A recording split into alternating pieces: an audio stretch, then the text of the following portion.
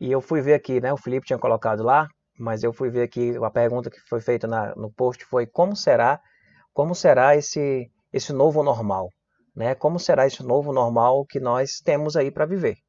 E foi legal no começo da live a gente poder ter aqui algumas pessoas colocando como que pensam que vai ser esse normal. E foi exatamente o que eu tinha imaginado. Tem pensamento de todo jeito, né? Tem gente que está num pensamento aí bem, vamos dizer assim, otimista, pessimista, mas eu antes dividiria as respostas a essa pergunta em dois grandes grupos.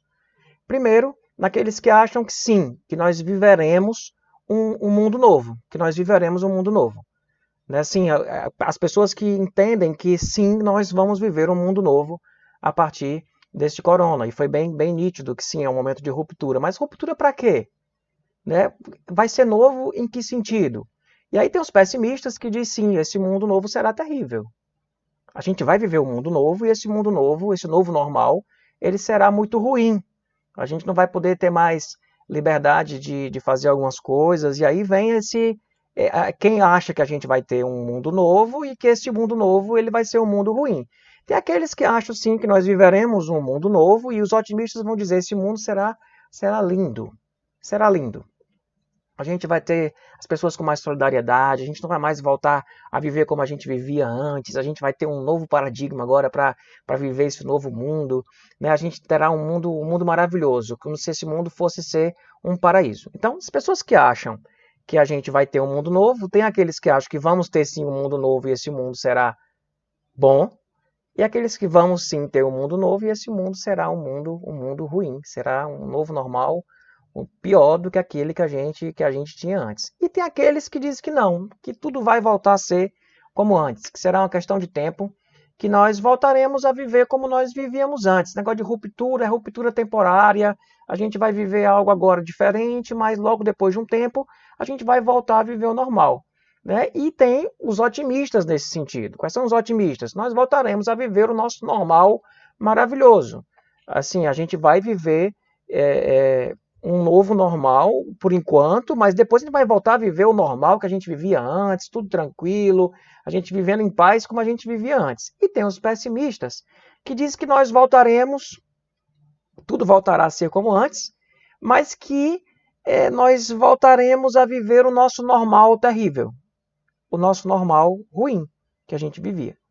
E aí, assim, são muitas visões. Eu não pretendo trazer respostas aqui de que esse novo normal, a gente vai ter que lavar a mão, a gente vai usar álcool gel, de que o álcool gel vai ser algo que a gente vai andar com ele junto com o celular, que a gente vai ter uns potinhos de álcool gel pendurado na cintura, igual a gente hoje vive com o celular, o álcool gel vai ser um acessório, as máscaras vão ser...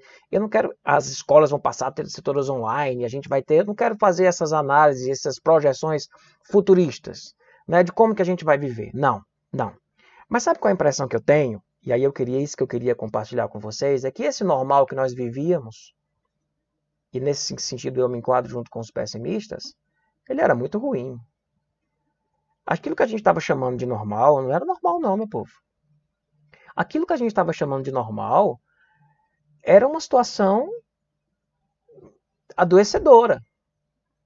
E é nítido como nós estávamos adoecendo nesse normal, que nós que estamos tendo saudade, né? Que alguns estão tendo saudade, que querem voltar a viver o normal que vivíamos antes. Será que esse normal que a gente vivia antes, ele era bom?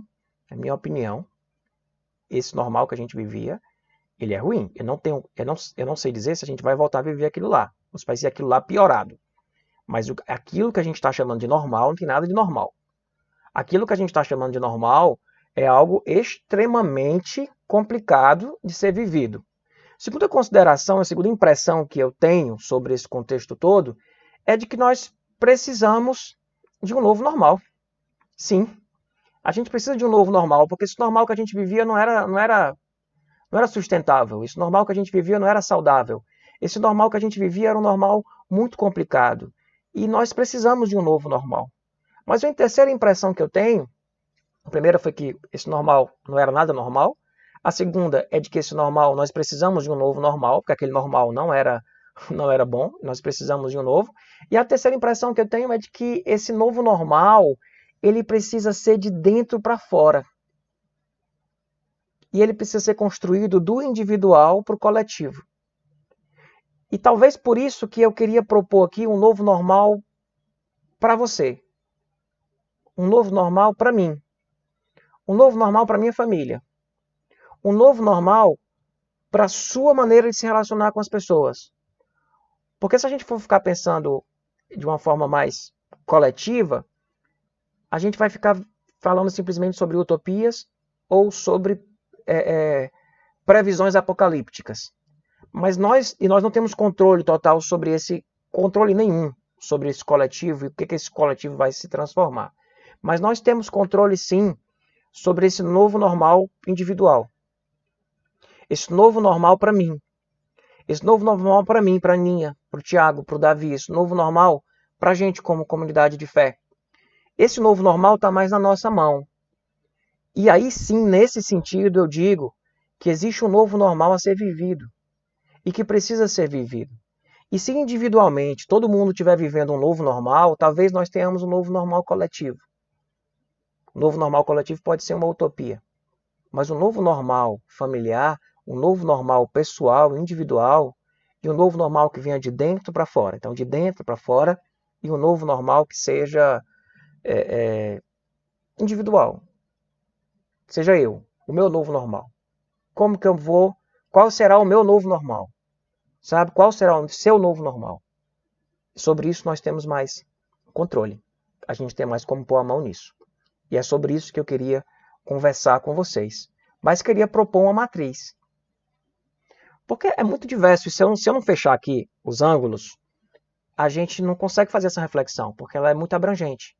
Então eu queria propor uma matriz para que você pudesse construir um novo normal na sua vida.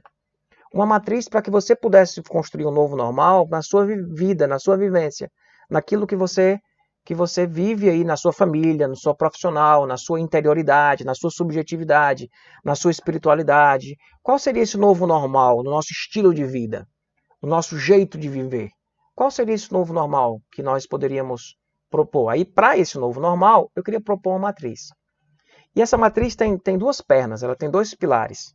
O primeiro deles é o reconhecimento de que nossa natureza é sabotante. Uma linguagem teológica bíblica, que nós somos pecadores. E o texto que a gente vai usar aqui vai mexer com isso. E de que nós, a gente vai se sabotar. E a gente precisa vigiar isso. Então, na construção desse novo normal, a gente precisa saber que a nossa tendência vai ser de sabotar de novo. E de construir um novo normal, talvez tão doente ou mais doente do que o normal que a gente tinha antes. Então, precisa ser um novo normal, a gente tomando cuidado com a gente. Primeira proposta, a matriz dessa proposta. E a segunda, que para mim é a principal, e que anda junto com a primeira, é reconhecer Deus como matriz. É reconhecer Deus como matriz absoluta da vida. Deus é a fonte da vida, Deus criou a vida, Ele é o criador do universo. E se nós temos que olhar para algum lugar, para alguma coisa, para alguma referência, para alguma matriz, para algum padrão, para a partir desse padrão a gente poder construir um novo normal individual, que seja de dentro para fora e do individual para o coletivo. Quando eu falo individual, não é individualista não, tá, pessoal? É de dentro para fora e do individual para o coletivo. E não de fora para dentro do coletivo para o individual. Uma espiritualidade que vai de dentro para fora e do individual para o coletivo. Tá? Então, assim, Deus precisa ser essa matriz absoluta da vida. E olhar o quê? Quando eu falo de Deus como matriz, é olhar o quê? Para os princípios da criação. É olhar para o próprio Deus, quem Ele é. Quais são os seus valores, quais são os seus princípios. É olhar para a vontade de Deus. Qual é a vontade de Deus que é boa, perfeita e agradável? Quais são os mandamentos de Deus? A gente tem medo dessa palavra mandamento, mas hoje a gente vai falar bastante sobre isso. Qual é o mandamento de Deus? Sabe, para esse novo normal que a gente tem para construir. E aí eu queria ir para um texto, e esse texto é o texto do domingo passado, lembra que eu falei? Quando Jesus disse, vocês me honram com os lábios, mas o coração de vocês está longe de mim. Eu queria ler esse texto com vocês, e o texto de uma forma mais completa agora, para que nós pudéssemos, a partir desse texto, irmos nessa matriz aqui, tá? Dupla, de dupla base, de dois pilares, duas pernas dessa matriz. Nós somos sabotantes, somos pecadores, nossa tendência vai ser construir um novo normal tão adoecido quanto. E a segunda matriz, que é a principal, é de Deus é a referência. Deus é a referência. Os mandamentos de Deus são a referência para que a gente possa construir esse novo normal. E eu creio que se nós tomarmos cuidado com nós mesmos, vigiando esse nosso ser sabotante, esse nosso eu sabotante, e nós olharmos para o Senhor como referência para a construção de um novo estilo de vida, de uma nova espiritualidade, de um novo jeito de viver, nós podemos construir um novo normal sensacional, saudável, sustentável. Um novo normal que represente vida, que seja bênção não apenas para você, mas para o coletivo que você está inserido.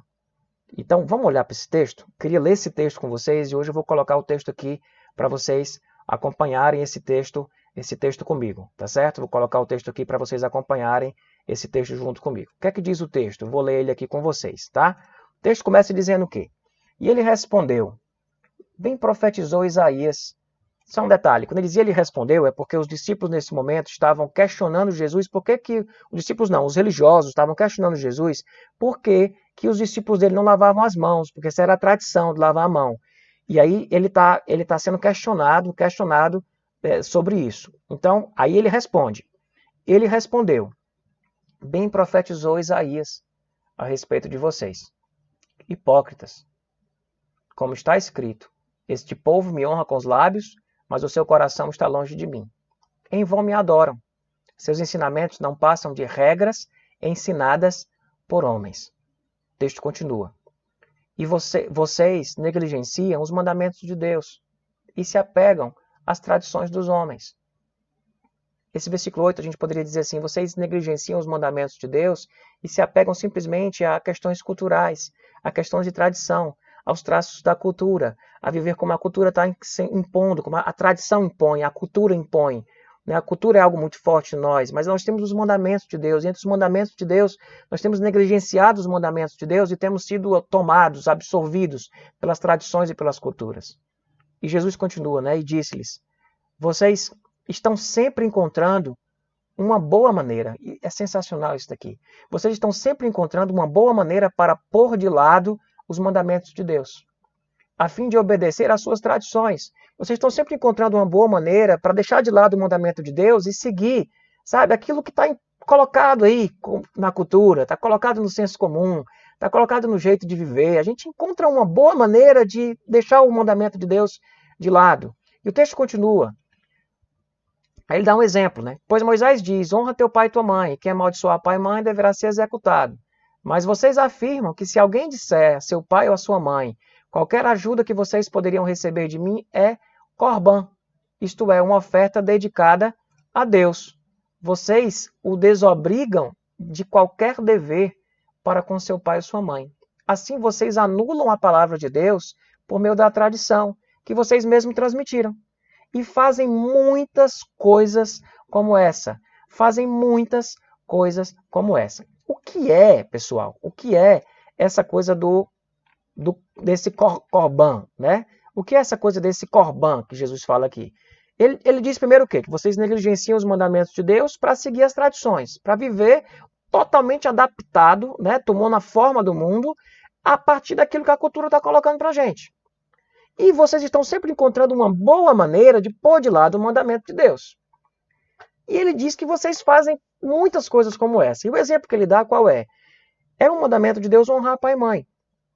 E o que é que os religiosos faziam? O que é que as pessoas faziam? Quando o pai e a mãe vinham com a necessidade, o mandamento era de sustentar pai e mãe, o cara poderia dizer, não, eu não tenho como sustentar meu pai e minha mãe. E ele estava liberado. Ao mesmo tempo, ele poderia dizer, não, o que eu tenho é oferta ao Senhor. Então ele estaria liberado, porque aquilo que ele tem era para o Senhor. Então ele encontrava um argumento religioso. Ele encontrava um argumento da oferta para Deus para dizer que ele não tinha condição de cumprir aquele mandamento. Entende? Entende? Então nós fazemos isso o tempo todo. Nós justificamos o nosso descumprimento dos princípios de Deus.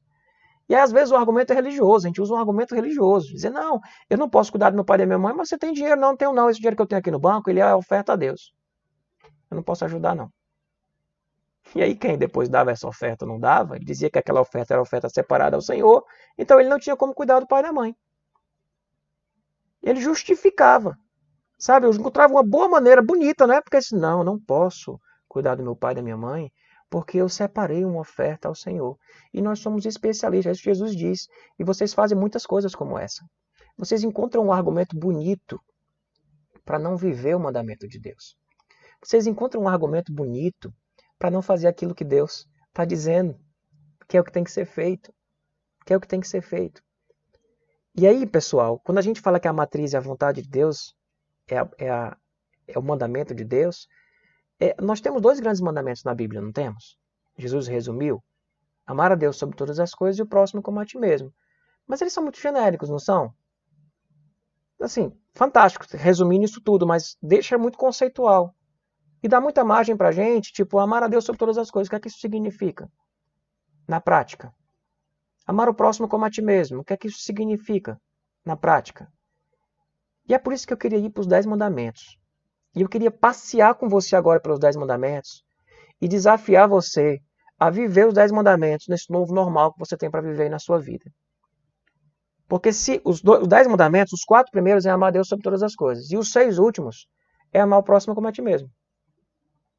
E ele trabalha com questões mais objetivas. Então eu quero trabalhar essas questões objetivas com vocês aqui, vai ser rápido. Eu quero levar você a pensar nisso e trabalhar isso nas suas questões objetivas para que você possa construir um novo normal seguindo o mandamento de Deus. Vamos lá? Vocês topam? Vamos aqui para os 10 mandamentos?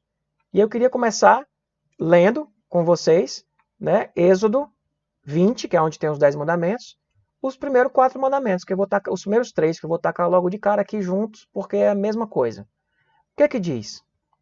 Não terás outros deuses além de mim. E não fará para ti nenhum ídolo, nenhuma imagem de qualquer coisa no céu, na terra ou nas águas debaixo da terra. Não te prostrarás diante deles, nem lhe prestarás culto. Nós vivemos numa sociedade e numa cultura cheia de ídolos. E quando eu estou falando de ídolo, pessoal, e de imagem, eu não estou falando de imagem de santo, que a gente, às vezes, os evangélicos, de uma forma, os protestantes, de forma geral, sempre associaram muito esses mandamentos à questão de imagem, de escultura, né, de tudo. Mas quantas imagens de escultura nós temos dentro da nossa casa? Que nós adoramos e nos prostramos diante dela. Nós somos especialistas em estabelecermos deuses e de vivermos uma idolatria, que é uma idolatria que coloca as coisas no lugar de Deus, que coloca pessoas no lugar de Deus. E nós adoecemos com isso.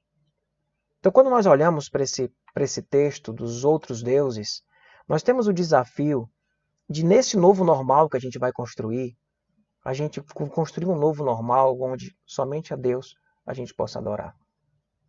Quais são as idolatrias que nós temos na nossa vida? Quais são os objetos que nós temos com a gente que funcionam quase como uma imagem de escultura? Sabe, os objetos de marca que a gente usa, os objetos do nosso celular, o nosso relógio, sabe, a maneira como a gente pega algumas coisas do nosso carro, a nossa casa, a nossa conta bancária, a reserva que você tem colocado isso no lugar de Deus, tem se prostrado diante disso. Então existe um grande desafio de nós voltarmos para um novo normal, colocando Deus no lugar que pertence somente a Deus. O que você tem colocado no lugar de Deus na sua vida? Existe uma idolatria a ser quebrada, existe um altar a ser quebrado. Às vezes nós pegamos os sonhos que Deus nos dá e colocamos esse sonho no altar como se fosse Deus. Às vezes nós pegamos as bênçãos que Deus nos deu e colocamos no altar para adorá-los como se fosse Deus. Às vezes nós pegamos ideais e colocamos como sendo nosso próprio Deus. Nós pegamos ideologias e colocamos como sendo nosso próprio Deus. Nós temos um desafio nesse novo normal que nós temos a construir, meus irmãos, de colocarmos Deus como Deus. E se você coloca Deus como Deus na sua vida, Deus como Senhor, quando eu digo Deus como Deus, é Deus como Senhor da sua vida. Não se prostrar diante de outras coisas, seja uma imagem de escultura, seja um sonho, seja um status, seja um carro, seja o que for. Não terás outros deuses diante de ti. Não farás imagem de escultura. E nós temos vários objetos que nós adoramos, que nós tratamos como sendo o nosso próprio Deus, que nós não sabemos viver sem Ele, que nós não sabemos sem viver com aquilo. É hora de, nesse novo normal, nós revermos os nossos conceitos e colocarmos Deus como Senhor da nossa vida. Existe algum sonho que está sendo teu Deus, alguma pessoa que está sendo teu Deus, algum objeto que está sendo teu Deus, alguma reserva financeira que está sendo teu Deus? Que Deus seja o teu Deus nesse novo normal que você vai construir de dentro para fora, do indivíduo para o coletivo na tua vida. Vamos continuar? Os 10 mandamentos? Aí ele vem o próximo, né? Não tomarás em vão o nome do Senhor teu Deus, pois o Senhor não deixará impune quem tomar o seu nome em vão. E aqui serve muito para o religioso, né? As coisas que a gente faz em nome de Deus, as coisas que a gente faz, sabe, dizendo que é Deus que faz. A gente está vivendo uma realidade no nosso país muito complicada, com muitas ideologias. E, sinceramente, para vocês, meus irmãos, prefiro uma ideologia, sabe, que se diga um pensamento ideológico que seja até mesmo ateu, do que um pensamento ideológico que usa o nome de Deus em vão. Um pensamento ideológico que usa o nome de Deus em vão para defender coisas que não são as coisas que Deus está defendendo. E não da maneira como Deus defenderia.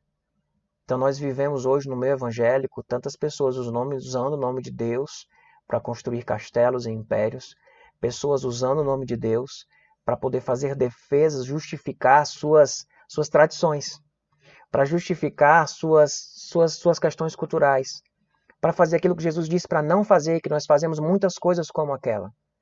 Então que nós possamos de fato ter Deus como Senhor na nossa vida e não usarmos o nome de Deus em vão, na educação dos nossos filhos, na defesa das nossas questões políticas, ideológicas, sabe, de não usarmos o nome de Deus em vão, porque essas pessoas, como diz o texto, não ficarão impunes. Continuando nos 10 mandamentos, a gente tem aqui um dos princípios que são caríssimos para o nosso Deus, que retratam algo sobre a natureza de Deus, sobre o caráter de Deus, que nós esquecemos. É o sábado. Porque em Êxodo 20 diz, lembra-te do dia do sábado para santificá-lo. Trabalharás 6 dias e neles farás todos os teus trabalhos. Mas o 7º dia é o sábado, dedicado ao Senhor teu Deus. Nesse dia não farás trabalho algum, nem tu, nem teus filhos ou filhas, nem teus servos ou servas, nem teus animais, nem os estrangeiros que morarem em tuas cidades. E o texto continua, pois em 6 dias o Senhor fez os céus e a terra, o mar e tudo que neles existe, mas no 7º dia descansou, porque o Senhor abençoou o 7º dia e o santificou. Como nós temos quebrado esse mandamento. Como nós temos, eu não estou falando do sábado como sábado. O princípio do descanso é um princípio da vida. E quando nós não obedecemos esse princípio, nós morremos e geramos morte nas pessoas que estão ao nosso redor. Vivemos em uma sociedade alucinada, sem tempo para parar, sem poder parar. Você quer voltar para esse normal? Desse corre-corre louco, sabe? De uma cultura que exige de você que você se dê mais e nunca será o suficiente.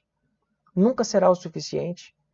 Dessa coisa que o que nós temos não é o suficiente. E o que nós temos nunca é o suficiente. O que nós somos também não é o suficiente.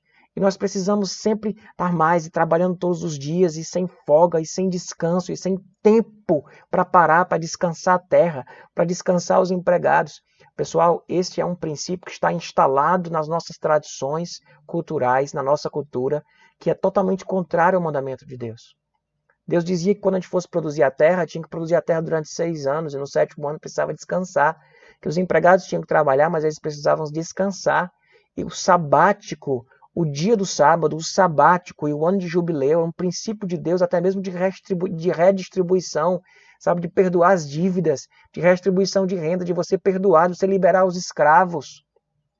Era como se fosse assim, a gente vai trabalhar, e quando a gente vai trabalhar, a gente vai adoecer também nesse trabalho, a gente vai pisar em gente nesse trabalho, a gente vai machucar pessoas nesse trabalho, e tem uma hora que a gente precisa parar, e é isso que Deus está colocando nesse mandamento, é isso que Deus está colocando quando ele vai depois, Moisés, vai legislar em cima disso e falar do ano sabático. Nós precisamos parar. Só que se você parar, significa o quê? Significa talvez você ganhar um pouco menos. Significa você ter uma vida mais simples. Você está disposto a viver isso no seu novo normal? Ou lá, no começo, você tem adorado o status que você tem, ele é o teu Deus, o teu status é o teu Deus. A tua condição financeira é o teu Deus. E você vai esquecendo dessas coisas, você vai tocando essas coisas para depois. Então que nós tenhamos um novo normal mais sóbrio, entendendo que o descanso, ele faz parte da vida. O próprio Deus descansou. Lembro muito da história que disse, eu vou sair de férias, não vou poder estar nesse aí. Uma pessoa chegou para mim e disse, olha, o diabo não tira férias não, viu? E eu até falei isso uma vez numa pregação, eu disse, eu quero que o diabo se lasque. Eu não sou filho do diabo, eu sou filho de Deus. E Deus tira férias. Deus descansa. Ele trabalha e descansa, ele nos mandou fazer isso. Nós não estamos seguindo isso, vivemos numa sociedade que não respeita isso. E se posicionar nesse mandamento, em obediência a esse mandamento, pode ser caríssimo para a sua vida financeira. Pode ser caríssimo, caríssimo para algumas coisas que você tem conquistado, que você não está pronto para abrir mão. Mas digo a você que não descansar é mais caro ainda. Não descansar será mais caro ainda e a cobrança será maior e o prejuízo será maior. Deus nos ajude nisso, meus irmãos, porque está aí uma questão totalmente contra a cultura.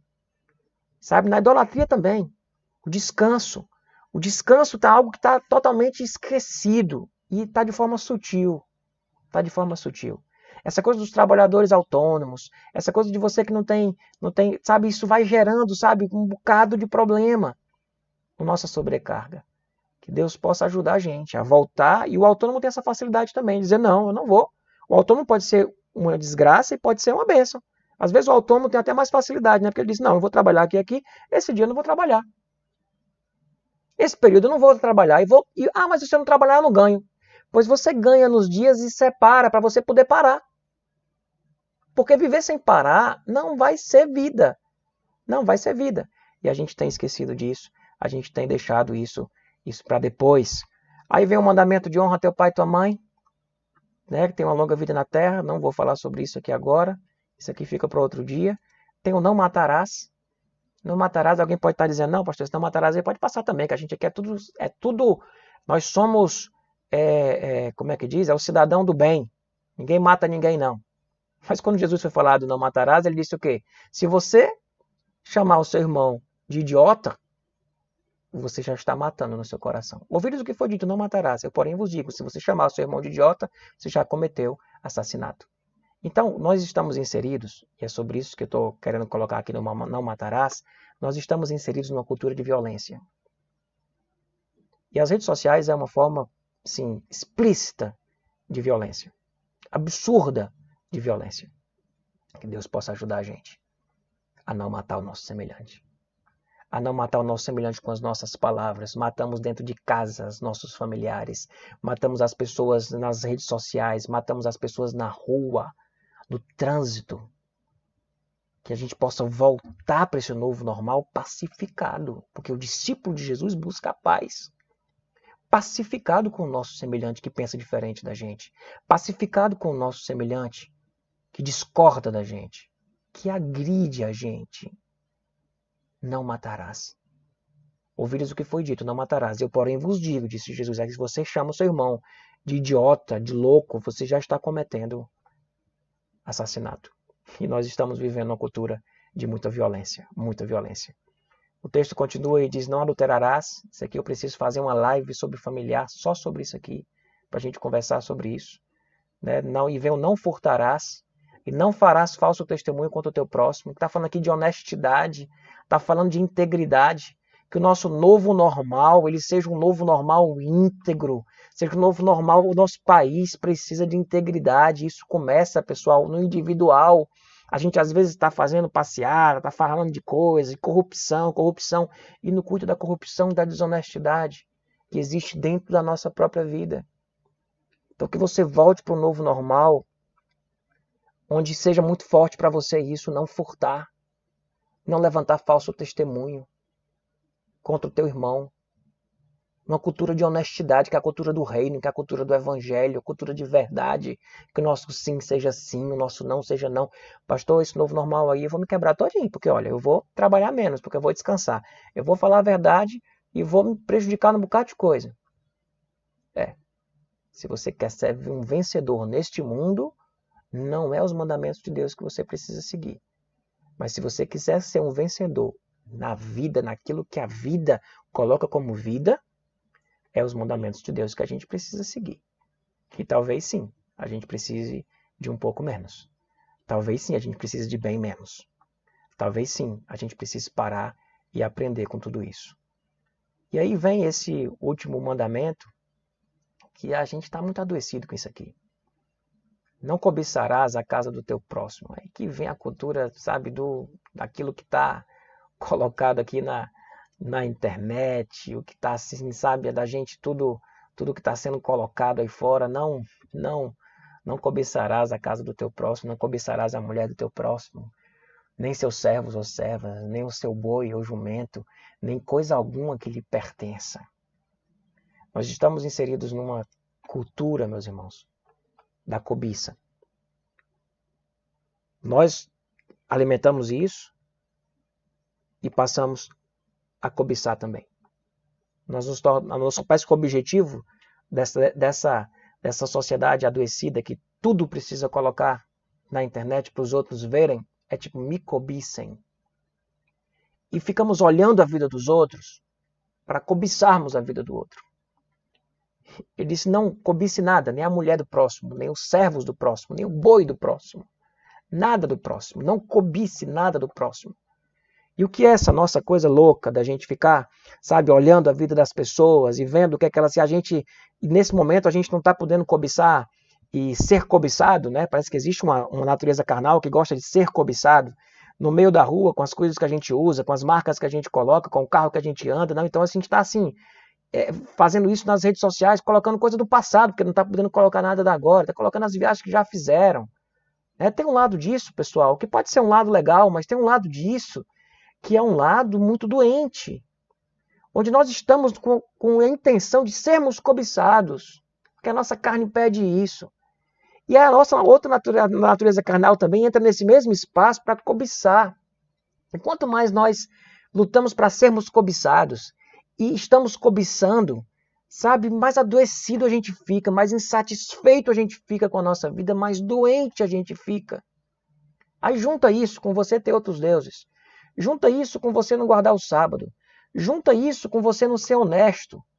Sabe? Junta isso com um bocado de coisa na tua vida que precisa ser refeita. E aí é olhar e dizer, eu quero viver um novo normal. Eu quero viver um novo normal que seja vivido, que seja feito segundo a vontade de Deus. Deus é a matriz, eu sou um elemento sabotante dessa minha vida. Não adianta você ficar dizendo, a vida, aos céus, a circunstância, o mundo. Você é responsável pela sua vida. E você pode estar sabotando a sua vida. Então é chegar e dizer, eu quero viver um novo normal. Um novo normal que seja de acordo com a vontade de Deus. Eu quero viver um novo normal que seja de acordo com aquilo que Deus tem pra gente. Porque Deus é a matriz da vida. Deus é o criador da vida. Ele nos deu princípios. A gente chama de 10 mandamentos, né? Mas esses 10 mandamentos são instruções. Não mate. Não adultere. Não cobice. A gente é uma sociedade adoecida, pessoal. A gente mata toda hora. A gente adultera toda hora. A gente cobiça toda hora. A gente não guarda o sábado, sabe? O descanso. A gente vive uma rotina alucinante. A gente tem outros deuses estabelecidos em objetos. E nos prostramos diante desses objetos e desses desejos e necessidades. A gente precisa de cura. A gente precisa voltar à essência. A gente precisa voltar à essência da adoração.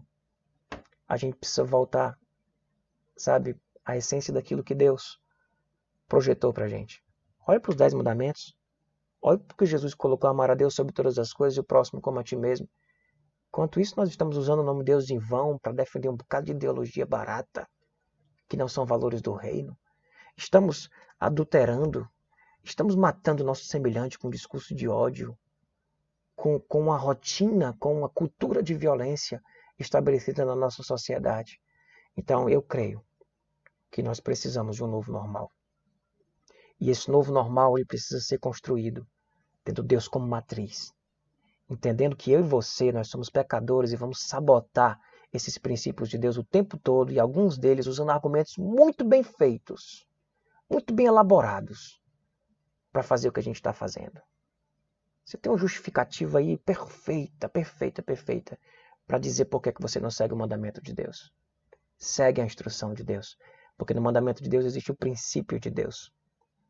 E a gente vai cantar uma música agora que diz, Pai, quando a música esmorece, tudo desaparece, sabe? Eu simplesmente a Ti me achego e dizer, Pai, me perdoa pelo que eu fiz da minha adoração. A nossa adoração é a nossa vida.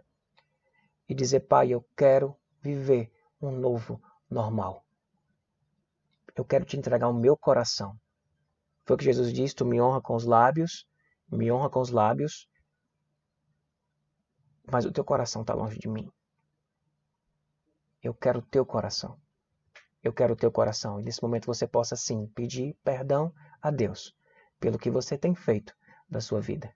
E por esse normal tão doente que a gente às vezes está tão comprometido com ele e com tanta saudade dele. Que nós possamos ter a coragem de viver um novo normal. E que esse novo normal seja um novo normal baseado no princípio do nosso Pai. Amém?